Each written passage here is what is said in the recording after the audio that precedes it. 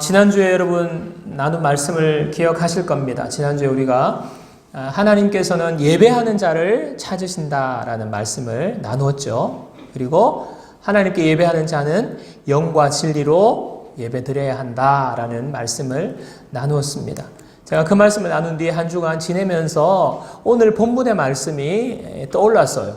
이제 오늘 본문의 말씀, 너희가 드릴 영적 예배니라. 하나님께서 우리에게 영적 예배를 드리기를 원하신다는 말씀을 저에게 주셨습니다. 영적 예배가 무엇인지는 오늘 말씀에서 분명하게 이야기하고 있어요. 영적 예배가 무엇입니까? 지난주에는 우리가 영으로 하나님 앞에 예배해야 된다는 말씀을 드렸는데 오늘은 너희 몸을 거룩한 산 제물로 드려야 한다라고 말씀하십니다. 그러니까 몸을 드리는 것이 영적 예배다 지금 말씀하시는 거예요. 지난주에는 이제 영으로 하나님 앞에 예배 드려야 했는데 오늘은 몸을 드려라 이런 예배에 말씀을 하니까 상충되는 것처럼 보여요.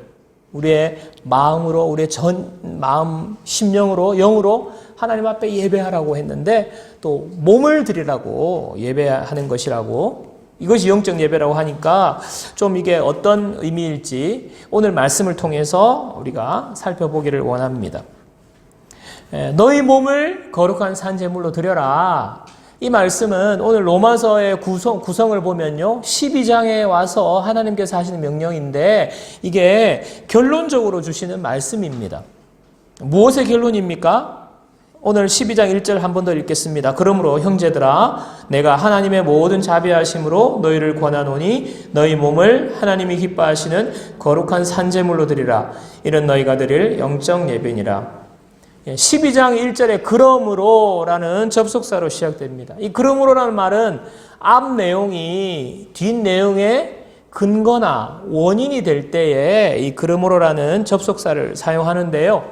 이 12장 1절에 그러므로라는 내용은 접속사는 앞에 있는 내용을 받고 있습니다. 그러니까 1장부터 11장의 모든 내용이 그러므로라는 내용에 해당되는 거예요. 원인에 해당되는 것입니다.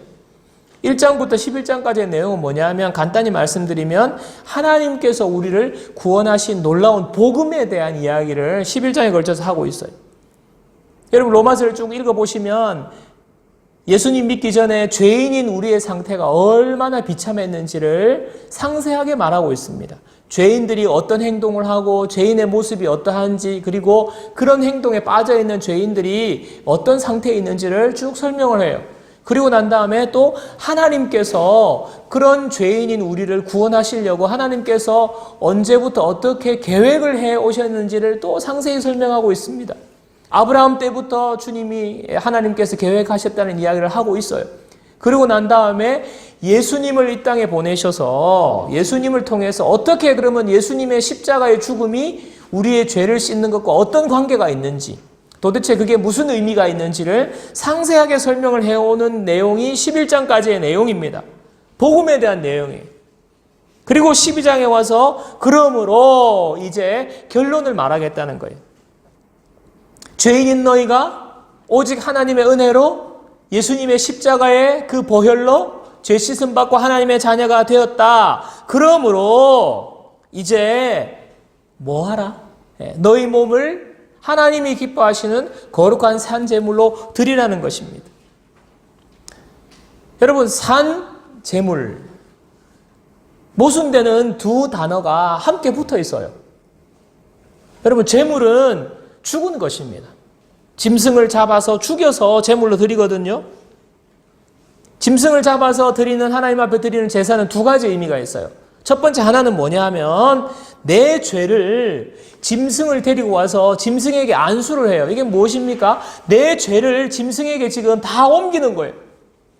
안수한 다음에 이 짐승의 피를 흘림으로 말미암아 내 죄를 용서받는 거예요. 내 죄를 씻는 거예요. 그게 첫 번째 제사의 목적입니다. 죄 씻음이에요. 두 번째는 뭐냐 하면 헌신의 의미입니다. 이스라엘 백성들이 하나님 앞에 짐승을 가져와서 짐승을 죽여서 제사 드렸을 때는 하나님 앞에 헌신한다는 것입니다. 하나님 앞에 감사를 드리는 것입니다. 온전히 하나님 뜻에 내가 이제 하나님 뜻대로 살겠다는 거예요. 죄 안 짓고 하나님이 원하시는 말씀대로 살겠다는 헌신의 의미가 있습니다. 두 가지 의미가 있습니다. 그런데 여러분, 예수님께서 우리 죄를 위해서 단번에 영원한 제사를 십자가에서 드리셨어요. 그래서 우리 죄는요, 영원히 하나님께서 우리 죄를 씻어주셨어요.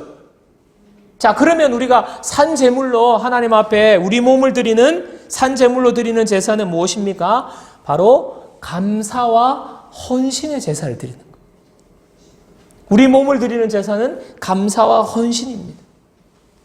즉, 나라는 존재 자체를 하나님 앞에 드리는 거예요. 나의 전부를 드리는 거예요. 나의 생각, 나의 말, 나의 행동, 모든 것을 포함한 내 인격, 내 삶 전체를 하나님 앞에 바치는 것, 하나님 앞에 드리는 것. 이 말이 바로 내 몸을 거룩한 산제물로 드리라 하는 것입니다. 여러분, 다른 종교는요, 구원을 얻기 위해서, 구원에 이르기 위해서, 구원에 다다르기 위해서 헌신을 요구합니다. 헌신해야 합니다. 구원받기 위해서 열심히 봉사해야 돼요. 구원을 얻기 위해서 선행을 많이 베풀어야 합니다. 구원받기 위해서 고행을 하거나 수행을 해야 돼요. 구원에 다다르기 위해서. 그런데 우리가 믿는 기독교는요, 구원받기 위해서 헌신하라고 하지 않고 이미 구원을 받았으니까 구원에 합당하게, 구원은 받은 사람답게 살라고 말씀하시는 거예요. 그게 바로 오늘 하나님이 기뻐하시는 거룩한 산제물로 너희 몸을 드리라 하는 이 말씀이에요. 제가 자녀를 키울 때 기억을 더듬어 보니까 한 2살, 3살 요때쯤인 것 같아요.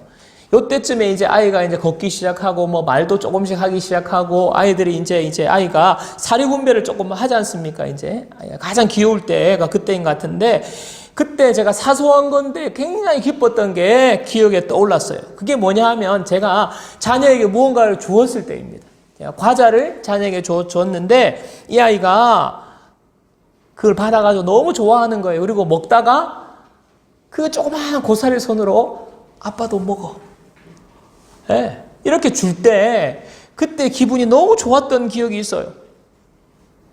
어떤 경우는요, 제가 아이가 과자를 먹고 있을 때 아빠 하나만 줘. 이렇게 할 때 아이가 싫어. 쌩 까면 그게 제 마음이 너무너무 안 좋더라고요. 막 기분도 상하고 우울해지고, 예? 막 이렇게 상실감을 느끼는 거 있죠. 서운함도 느끼고 그렇습니다. 그런데 기꺼이 아빠 하나만 줄래? 하면 아빠 먹어. 이렇게 막 이렇게 혓짧은 소리 하면서 아빠한테 줄 때 그게 그렇게 마음이 기쁜 거예요. 그 생각이 났어요. 이 생각이 들었어요. 여러분, 제가 과자 사 먹을 돈이 없어서 아이한테 과자 하나 얻어먹어가지고 아이고 이제 좀 이제 힘든 게 없어져서 그래서 제가 이렇게 기쁜 것입니까? 그거 제가 사준 거예요. 제가 준 거예요. 제가 살 돈이 없어서, 능력이 없어서 아이가 저한테 줬기 때문에 그래서 기쁜 것이 아니라 이 자녀가 나를 아빠로 알고 아빠에게 이 아이한테는 자기의 전부예요. 자기가 가지고 있는 그냥 정말 소중한 거예요. 그러나 자기의 것을 아빠인 줄 알고 아빠한테 주는 그 마음, 그 헌신이 너무너무 우리 마음, 아버지로서의 제 마음을 기쁘게 만드는 것입니다. 여러분, 제가 왜 이 생각이 났을까요? 하나님도 똑같은 거예요. 하나님도 우리 아버지이기 때문에 똑같은 거예요. 여러분, 우리가 하나님께 우리의 몸을 산 제물로 드릴 수 있다는 것이 얼마나 귀하고 놀라운 것인지 여러분 아셔야 돼요. 하나님께서 우리의 삶을 받으시겠다는 것 아닙니까? 우리의 몸을 받으시겠다는 것 아닙니까? 하나님께 생각을 해보세요. 하나님께서 우리의 몸이 뭐가 필요하세요? 하나님께서 우리의 가지고 있는 것이 뭐가 필요하십니까? 하나님이 부족한 것이 없으신 분이세요. 그럼에도 불구하고 하나님은 우리의 몸을, 우리의 삶을, 우리의 모든 가지고 있는 것을 헌신을 받으시기를 원하시겠다는 것입니다.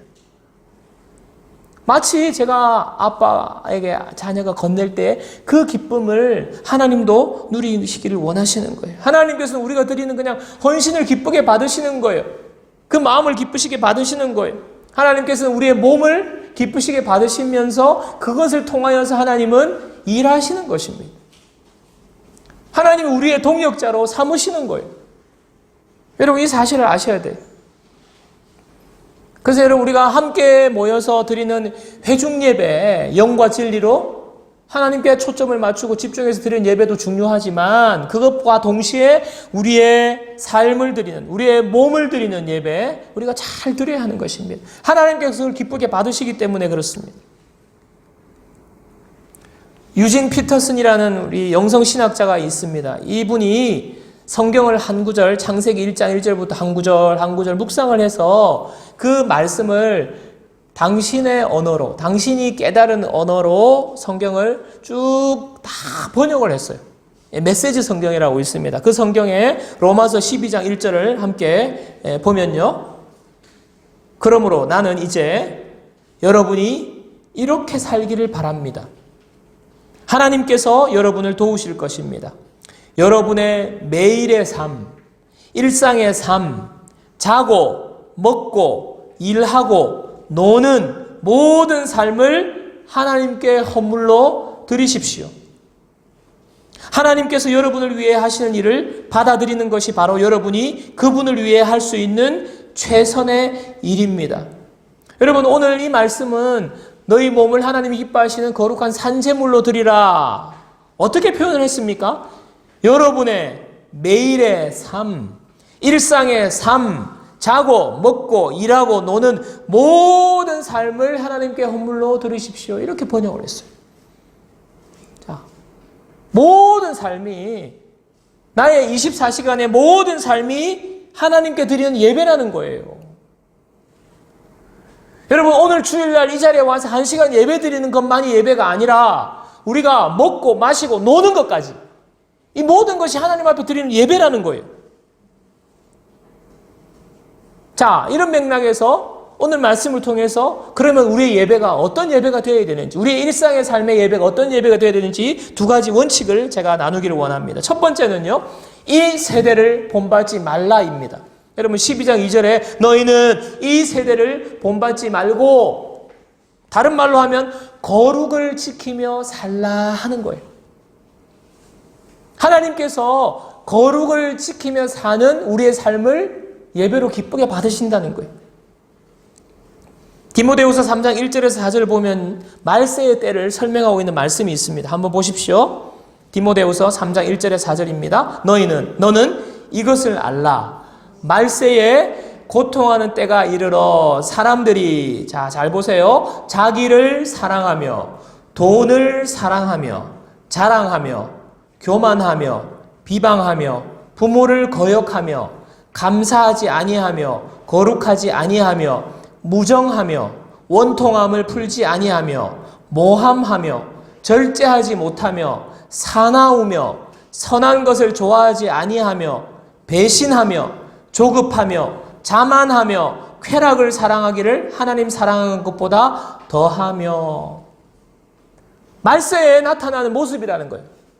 여러분 이게 낯선 겁니까? 하나도 낯설지가 않아요. 여러분 우리가 뉴스를 볼 때 뉴스에 등장하는 뭐 정치, 경제, 사회, 문화 할 것 없이 모든 문제의 사건 사고들이 여러분 이 말씀에서 이야기하는 이것들로부터 뿌리를 두고 있는 것 아닙니까? 이런 마음들에서 그런 사건 사고들이 일어나는 거예요. 이 세대의 모습입니다. 근데 하나님 우리에게 뭐라 말씀하세요? 너희들의 삶의 예배는 이 세대를 본받지 말라 하는 것입니다. 이 세대 사람들이 사는 방식들 따라서 그렇게 따라가면 안 된다는 거예요. 주중에 제 아내가 이제 대화를 하던 중에 제 아내의 지인분과 함께 대화를 한 내용을 저한테 전해 주었어요.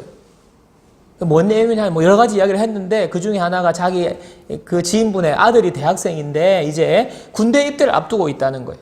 군대 입대를 앞두고 있는데 이제 군대 입대하기 전에 이제 기간이 이제 있지 않습니까? 뭐 휴학을 했는지 아니면 뭐 지금 이제 기간이 있는데 이 기간에 이제 시간을 어떻게 보내냐? 여행을 많이 다닌다는 거예요. 뭐 제주도도 가고 뭐 어디도 가고 하는데 그 이제 지인분 한 이야기가 그런데 얘가 올해 대학 가서 여자친구를 사귀었다는 거예요. 여자친구를 사귀어서 여자친구와 함께 그렇게 제주도도 갔다 오고 뭐 어디도 갔다 오고 막 갔다 온다는 거예요. 그러니까 여러분 제주도를 뭐 하루 만에 갔다 올 수도 있겠지만은 뭐 1박 2일, 2박 3일 이렇게 갔다 오는 건 아닙니까? 그래서 제 아내가 놀래가지고 그러면 몇 박을 둘만 가는 거예요? 괜찮으세요? 아무 말씀 안 하셔도 돼요? 예, 그분한테 물었다는 거예요. 그러니까 그분이 얼버무려서 어떻게 뭐라 말해? 뭐 이러면서 그냥, 예. 염려한다고 뭐라 그러겠어? 염려는 되지만. 이렇게 반응을 하고 이제 들으니까 제 아내가 이제 2번 놀란 거예요. 그 아들 때문에 놀라고 그 엄마의 반응 때문에 2번을 놀란 거예요. 이게 무슨 말인지 아시죠? 저도 그 이야기를 들으면서 그냥 시큰둥했어요. 제 마음에 그 이야기를 들을 때 제 아내는 깜짝 놀랐는데 저는 요즘 애들 다 그렇지 그럴 수도 그렇지 이런 마음이 들으면서 제가 또 제 그 모습에 놀란 거예요. 야, 목사인 내 마음도 그냥 옛날에는 진짜 제가 대학부를 지도할 때는 어디서 그런 행동을 하냐면서 너희들 정신 차리라고 깜짝 놀랐는데 지금 몇 년 지나가지고 제가 무뎌진 거예요. 마음이 무뎌진 거예요. 하나님 앞에 회개했어요. 하나님 제 마음도 이렇게 무뎌졌네요. 그냥 이제는 그냥 너무 길거리에 그런 사람들 너무 많으니까. 여러분 참 심각한 것은 대학생의 문제가 아니에요. 고등학생, 중학생, 심지어 초등학생. 여러분 자녀들 보세요. 얼마나 이 자녀들의 환경이 음란한지. 여러분 거룩을 잃어버렸어요. 그런 세상에서 살 때에 우리 자녀들이 얼마나 고통하는지 아십니까? 여러분 거룩을 잃어버린 세대, 그 세대의 고통은 고스란히 우리의 자녀들, 저와 여러분들의 가정, 우리의 삶이 무너지는 거예요. 개인이 무너지고 상처받게 되고요. 아픔을 겪게 되고요. 여러분 이것 하나님이 원하시지 않아요. 너희는 이 세대를 본받지 말아라. 하나님 우리에게 요구하시는 건 여러분 다른 거 없어요. 여러분 우리가 이 세상으로 그냥 끌려가서 같이 뒹구느냐 아니면 하나님이 말씀하시는 거룩한 삶을 사느냐 하는 거예요. 하나님 우리에게 거룩하기를 요구하십니다. 여러분 거룩은요 우리가 어릴 때부터 신앙생활에서 너무너무 많이 들었어요. 그런데 거룩은요 예배당에 와서 그냥 숨죽이고 그냥 뒤꿈치 들고 그냥 조심조심 다니는 것이 그게 거룩이 아니에요. 거룩은 우리의 삶이에요. 우리의 구체적인 삶의 모습이 거룩해야 하는 것입니다. 여러분 오늘 읽은 디모데후서 3장 1절 4절이 얼마나 구체적입니까? 얼마나 구체적이냐고요. 그런 구체적인 삶을 우리가 거룩한 삶으로 바꾸어 살아라는 것입니다. 여러분 너무나 내용이 많은데 여러분이 한번 디모데후서 3장 1절 4절의 말씀을 보시면서 이 모습이 내 모습 가운데 있지 않는지, 가정에서, 직장에서, 대인관계에서 나의 삶의 모습과 대조하면서 우리가 하나하나 점검해 보기를 원합니다. 이 세대의 모습을 따르지 않고 있다면 하나님이 그 모습을 영적 예배로 너무 기쁘게 받으시는 거예요.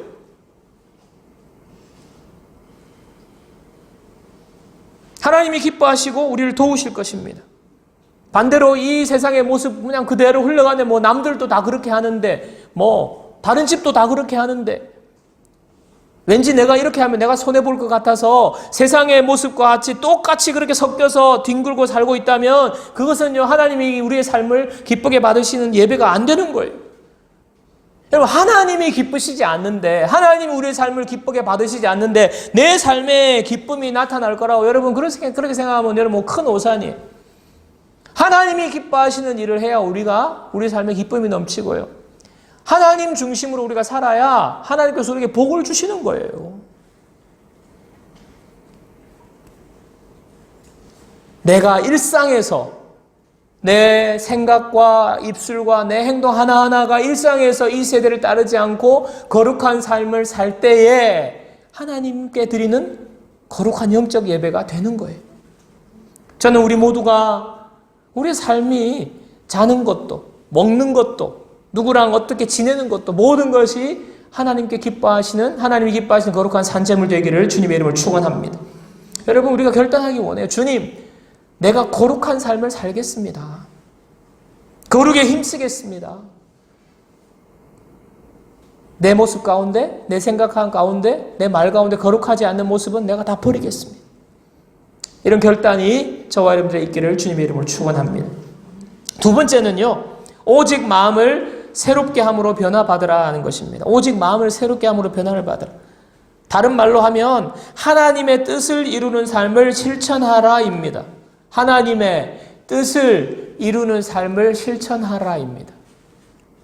로마서 12장 2절을 한 번 더 읽겠습니다. 너희는 이 세대를 본받지 말고 오직 마음을 새롭게 함으로 변화를 받아 하나님의 선하시고 기뻐하시고 온전하신 뜻이 무엇인지 분별하도록 하라.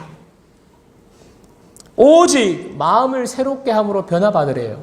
근데 여러분, 이런 변화가 어떻게 일어납니까? 이제부터 마음을 새롭게 해야지. 마음을 이제 다짐해야지. 다 끊고 새롭게 계획을 세우고 이렇게 살아야지. 이렇게 해서 되는 게 아니라, 여러분 해보셔서 알 거예요.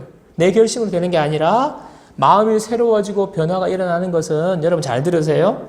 내 의지와 결단을 통해서 되는 것이 아니라 하나님께 시선을 고정할 때 일어나는 일이에요. 여러분, 하나님 우리에게 너 마음 새롭게 먹어야 돼. 너 그렇게 했니? 하나님 그렇게 하시는 분이 아니에요. 하나님은 너 마음을 나에게 고정해야 돼. 하나님을 바라봐야 돼. 그럴 때에 하나님이 변화시켜 주시는 거예요. 여러분, 이것이 무엇입니까? 지난 시간에 말씀드려서 영으로 예배하는 것. 내 마음의 시선을 주님께 고정하는 거예요. 주님께 초점을 맞추는 거예요. 여러분, 그러기 위해서 여러분들이 더 하나님에 대해서 알아야 돼요. 눈을 감고 하나님께 초점을 맞추는데 하나님께 대해서 아는 게 하나도 없어. 여러분, 이게 고정이 안 돼요. 그래서 평소에 여러분들이 큐티하면서 말씀 읽으면서 하나님에 대해서 알아야 돼요. 그래야 하나님께 초점이 맞춰지는 거예요. 자, 하나님께 나의 온 마음을 고정하고 시선을 고정하고 초점을 맞추면 변화가 일어납니다. 근데 문제는요, 내가 고정을 안 해요. 내가 고정을 안 해.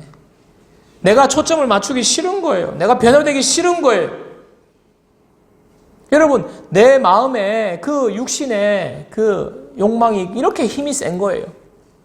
여러분에게 책임을 돌리는 것이 아니라 내 속에 나를 지배하고 있는 그 죄된 본성을 말하는 거예요.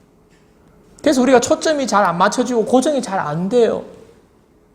그러나 우리가 결단해야 되는 거예요. 하나님 앞에 내 마음의 시선을 고정하고, 하나님, 나에게 이런 문제가 있는데 주님 앞에 더 내 마음을 고정하기를 원합니다. 주님 도와주십시오. 이렇게 할 때에 하나님이 외면하지 않으세요. 여러분, 기도하면 하나님이 들어주신다고 여러분 성경에 읽고 믿고 있잖아요. 우리가 하나님 앞에 그렇게 요청하는 거예요. 주님, 내가 주님 앞에 더 내 마음을 고정하기 원합니다. 그러나 내 마음을 지금 흔들어 놓고 내 마음을 빼앗아가는 것에서 주님, 나를 지켜주옵소서. 여러분, 하루하루 살면서 우리가 하나님 앞에 시선을 고정해야 됩니다. 눈 뜨는 순간부터 눈 감는 저녁 잠자리에 들기 전까지 우리는 하나님 앞에 시선을 고정해야 되는 거예요. 이게 무엇입니까? 하나님 원하시는 것이 뭐예요? 하나님, 내가 이 시간에 이 순간에 하나님, 내가 어떻게 말하기를 원합니까? 하나님, 내가 이 사람을 지금 만날 건데 하나님, 내가 어떻게 이 사람을 대하기를 원하십니까? 내 마음의 감정대로 하지 않고 내 마음의 생각대로 하지 않는 거예요. 주님이 원하시는 것을 주님 앞에 물으면서 하나님은 어떻게 생각하실까? 예수님이 이 자리에 오시면 어떻게 하실까? 우리가 생각하면서 하나님의 자녀로서 주님께 초점을 맞추는 거예요. 이렇게 할 때에 내 마음이 바뀌는 거예요. 내가 새로워지는 거예요. 하나님이 나를 변화시키는 방식이 그래요. 이렇게 마음이 새로워지고 내 마음이 변화되는 순간 하나님 뜻을 보여주시는 거예요. 하나님의 뜻은 내 마음의 생각, 내 계획이 가득 차 있는데 하나님의 뜻이 보여지지가 않아요. 여러분, 내 생각으로, 내 뜻대로, 내 계획대로 하는 거죠.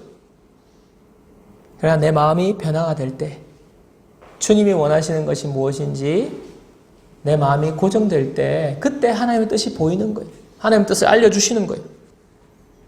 그리고 그 다음이 중요해요. 그 다음이. 뜻을 아는 것에 그치면 안 되고 그 뜻을 받아들여야 돼요. 인정해야 되는 거예요. 여러분, 하나님의 뜻을 알아도 내 마음이 그렇게 하기 싫은 마음이 있어요. 예. 누구를 용서해야 되는, 용서하기를, 하나님은 용서하기를 원하세요. 하나님 원수도 사랑하기를 원하세요. 그런데 내 마음이 그렇게 안 돼요. 그러나 하나님의 뜻을 받아들이는 거예요. 그리고 받아들이고 실천하는 겁니다. 즉각적인 반응을 하는 거예요. 즉각적인 반응.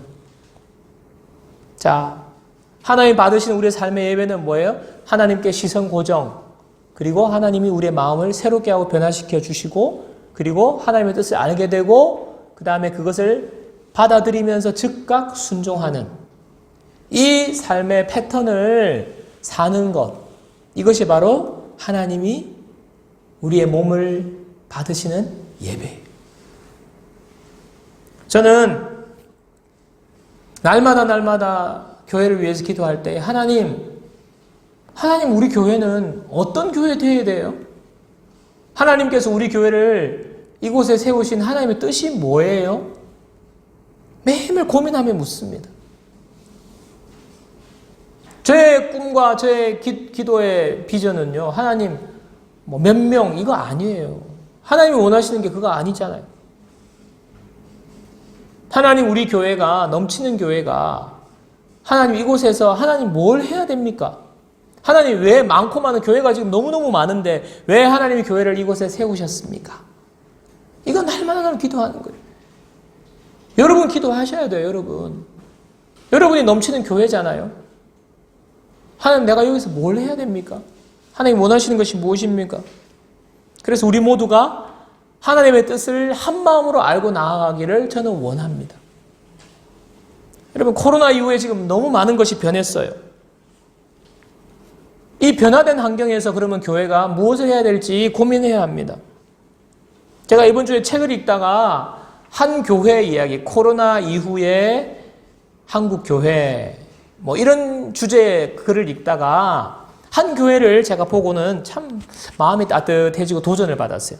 이 교회는 그렇게 큰 교회는 아닌데요. 이 교회 목사님이 코로나 이후에 이제 지금 너무 많이 변화돼가지고 그러면 하나님 이 위기 상황 가운데 우리 교회가 무슨 일을 해야 됩니까? 우리 교회를 향하신 하나님의 선하시고 온전하시고 하나님이 기뻐하는 뜻이 무엇입니까? 기도하던 중에 여러 가지가 생각났는데 그 중에 무슨 생각을 하고 실천하게 됐냐 하면 면으로 된 마스크를 직접 만들어서 필요한 곳에 나눠줘야 되겠다. 이것이 지금 하나님께서 이 시대에 우리 교회에 원하는 하나님의 뜻이다라는 것을 알은 거예요.